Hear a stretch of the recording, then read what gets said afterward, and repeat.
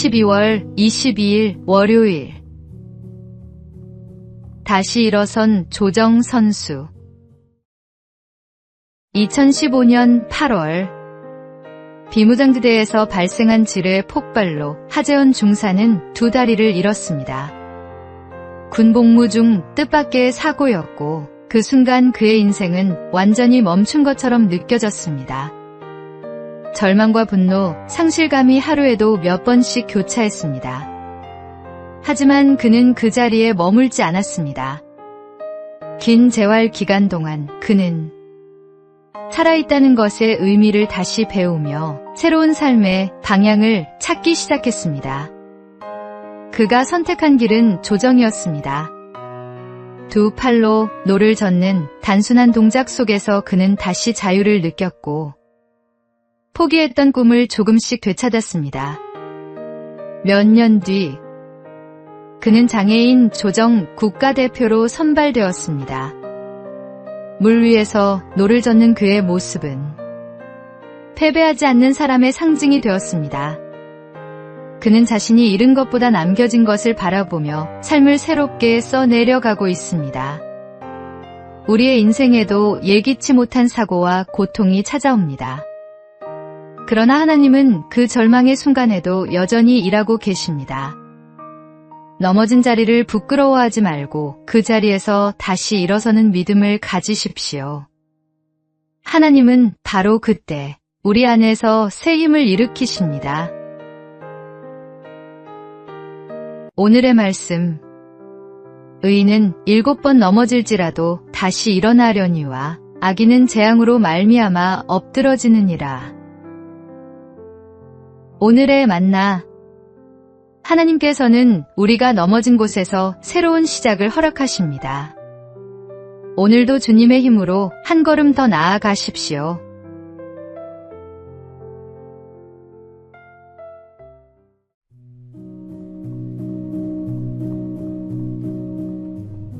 (12월 23일) 화요일.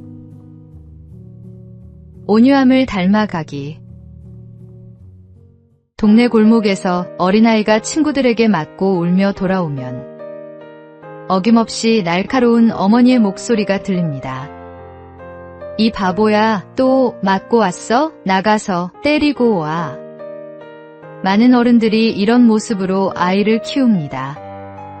하지만 그 순간 아이의 마음은 2번 상처를 입습니다. 친구에게 맞은 상처, 그리고 사랑받지 못한 슬픔. 사실 아이가 바라는 건 복수가 아니라 품어주는 위로 한마디입니다. 많이 아팠지? 괜찮아, 엄마가 있잖아. 그 말 한마디면 아이는 다시 웃고 세상을 따뜻하게 배우게 됩니다. 그런데 우리는 종종 어른이 되어서도 똑같은 실수를 합니다. 남편과 다투고 마음의 벽을 세우고 이웃에게 조금이라도 손해를 보면 오랫동안 미움을 품습니다. 그러면서 아이들 앞에서 말합니다. 용서해야지, 착해야지. 온유함은 약함이 아닙니다. 분노를 삼키고 사랑으로 반응하는 것이야말로 진짜 강한 사람의 모습입니다. 예수님이 그 길을 먼저 걸으셨습니다. 그리스도인이 이 세상에서 빛과 향기가 되려면 먼저 그분의 온유함을 닮아야 합니다. 그 온유가 가정의 공기를 바꾸고 이웃의 마음을 녹이며 세상을 아름답게 만듭니다. 오늘의 말씀. 온유한 자는 복이 있나니 그들이 땅을 기업으로 받을 것이며. 오늘의 만나. 온유는 약함이 아니라 힘을 절제할 줄 아는 강함입니다. 주님의 온유함을 닮아가는 것이 참된 성숙입니다.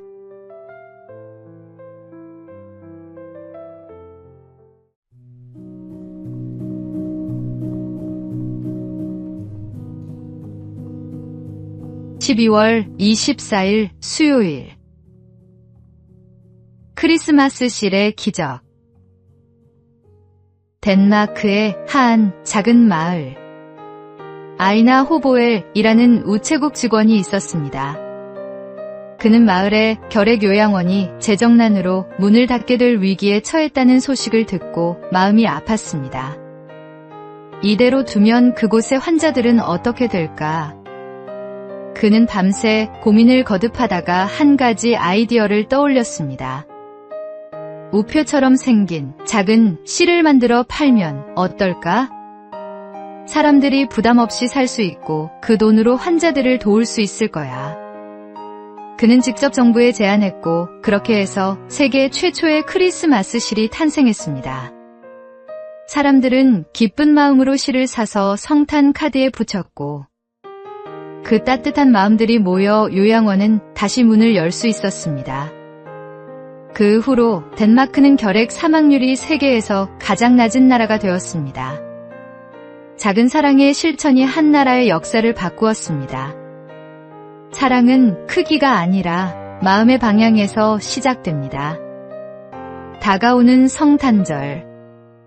하나님이 주신 사랑을 한 장의 카드, 한마디의 위로, 한 번의 나눔으로 전해보십시오. 그것이 주님께 드리는 가장 아름다운 선물이 될 것입니다. 오늘의 말씀. 내 이웃을 내 자신과 같이 사랑하라 하신 것이라. 이보다 더 큰 계명이 없느니라. 오늘의 만나. 작은 실천이 세상을 바꿉니다. 당신의 작은 나눔이 누군가에게는 생명의 빛이 됩니다.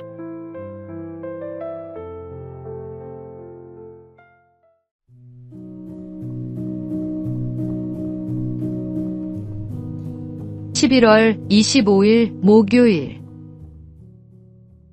아낌없이 주는 사랑.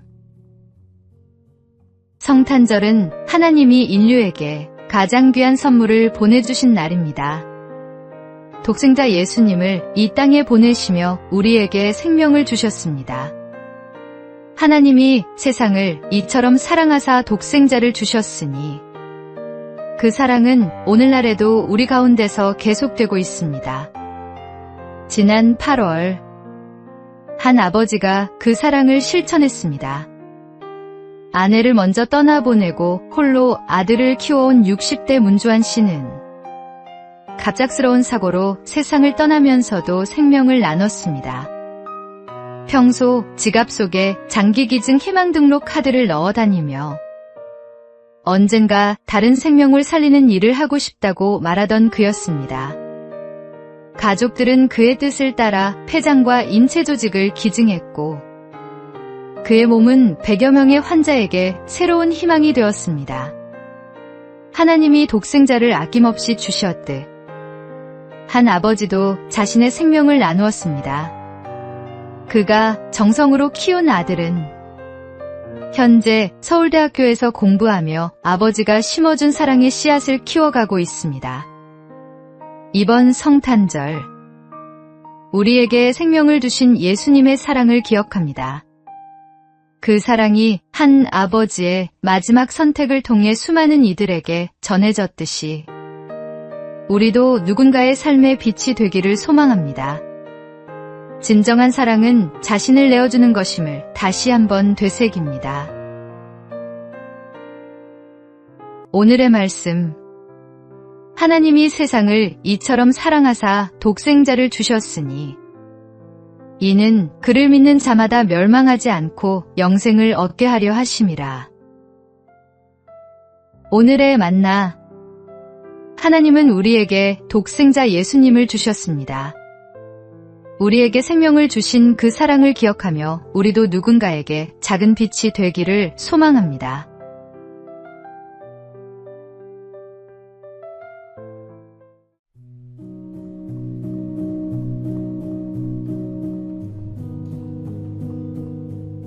(12월 26일) 금요일. 절제하는 삶. 피너츠 만화 중에 이런 장면이 있습니다. 찰리 브라운이 저녁 사료 2그릇을 들고 와서 스누피에게 말합니다. 내일 하루 종일 집에 없을 거야. 그래서 내일 먹을 것도 함께 준비했으니까 한 그릇만 먹고 다른 한 그릇은 내일까지 남겨두는 거야. 스누피는 고개를 끄덕이며 첫 번째 그릇을 깨끗이 비웠습니다. 그러나 지붕 위에 누워 잠시 눈을 감자 눈앞에 자꾸만 그 남은 한 그릇이 아른거렸습니다. 결국 그는 유혹을 이기지 못하고 남은 음식까지 개걸스럽게 먹어치웠습니다. 그리고 만족스러운 얼굴로 이렇게 중얼거렸습니다. 먹고 나니 기분이 좋군. 만약 아직도 내일이 오지 않았다면 그땐 나 자신이 싫었을 거야. 우리 시대는 오늘을 즐겨라라는 말이 너무도 자연스럽게 들리는 세상입니다. 욕망을 따라 사는 것이 당연한 것처럼 포장되고 절제보다는 쾌락이 지혜처럼 여겨집니다.